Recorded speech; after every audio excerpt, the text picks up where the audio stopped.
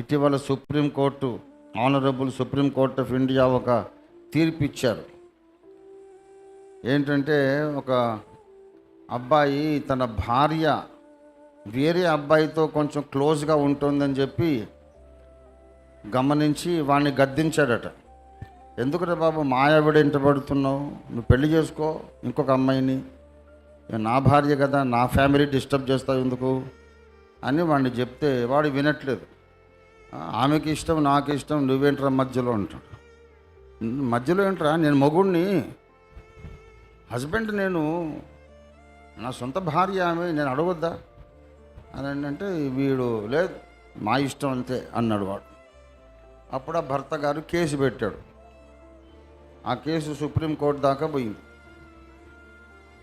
Supreme court ruling ఇచ్చారు ఏంటంటే, భార్య అంటే ఇది నా మొబైలు, నా కుక్క పిల్ల, నేను కొనుక్కున్న షూజు, నా జీన్సు అన్నట్టు నీ ప్రాపర్టీ కాదు బాబు. భార్య నా సొత్తు, నా స్వాస్థ్యం అనడానికి ఇది మహాభారత కాలం కాదు. ఆ మహాభారత కాలం లాంటి ఆనాటి ఆలోచనలకు చెల్లుచీటి రాసి అయిపోయింది. ఇప్పుడు చెల్లవు ఆ భావాలు, కాలం చెల్లింది. నువ్వు ఆనాటి భావాలతో ఇప్పుడు మాట్లాడొద్దు. నీ భార్య అనేంత మాత్రాన స్వేచ్ఛ లేదా? వేరే వాడితో అఫైర్ పెట్టుకోవడానికి ఆమెకు 100% హక్కు ఉన్నది. నేను పెంచుకున్న కుక్క పిల్ల అని అనుకోకట్లగా. నీ భార్య అయినా సరే ఇంకొకడితో ఆమె అఫైర్ పెట్టుకోవచ్చు, ఆమెకి ఇష్టమైతే. ఆమెకి ఇష్టము లేకుండా వాడు ఏమైనా చేస్తే అది నేరం.